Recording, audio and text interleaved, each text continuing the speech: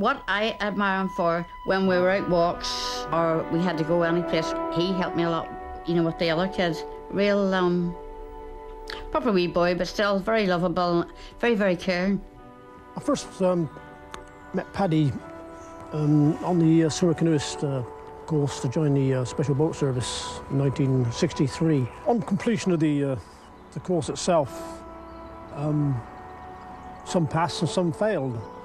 He was the top of probably one of the hardest courses military services. So there again, it just goes to show the calibre of the man. Paddy joined us on the Silver Harvester for, I think it was 3 days. I think we were all very impressed with the way he worked with the rest of the crew. It was March, it was cold, and he was on deck virtually all the time, as far as I recall. He, to me, is still like a son, really.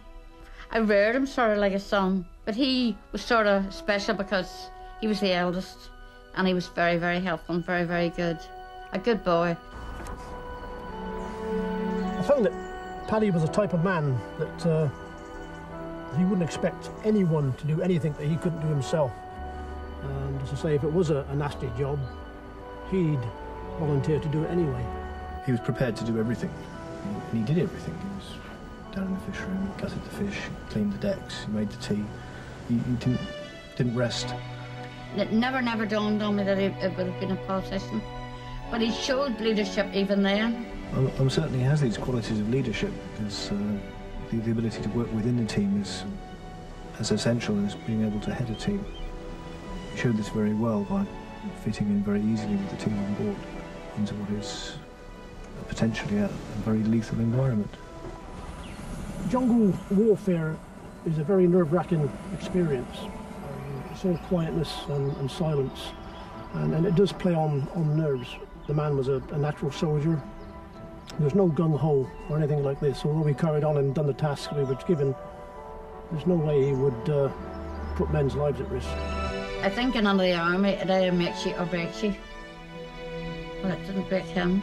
But I think if he hadn't been brave then, he wouldn't have got through it. Would it be true to oneself? Well, that applies to him, really.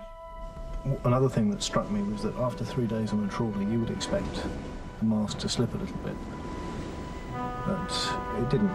He was the same man after 3 days as the man who came on board in Padstow Bay. Well, he listened to other people's points of views, but he treats everybody equal. And that's the way it should be.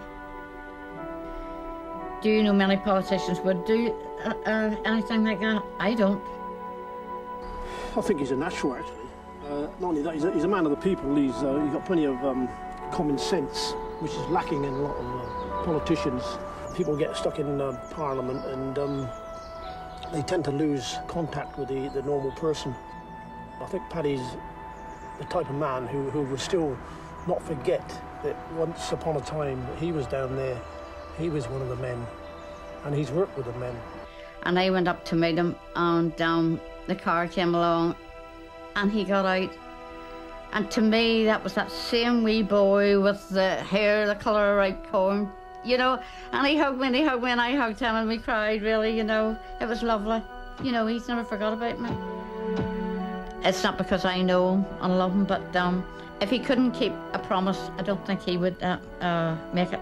I've been very fortunate. I've got great friends. I've got a superb family, and I've had some pretty wide experiences, actually rather more outside politics than inside. I was even unemployed for a while. Our first grandchild will be born any day now, and that's made me think even harder about what I want for the future for all our children. Good health, that's vital, and so is a decent environment, but above all, the best education in the world. Now that's the key. Changing Britain is a massive task, but this is the best country in the world. I care very much about what needs to be done to make a better life for all our children, and I am very determined to do something about it, determined to make that difference. Yeah, I'm proud of him, really. Really proud of him.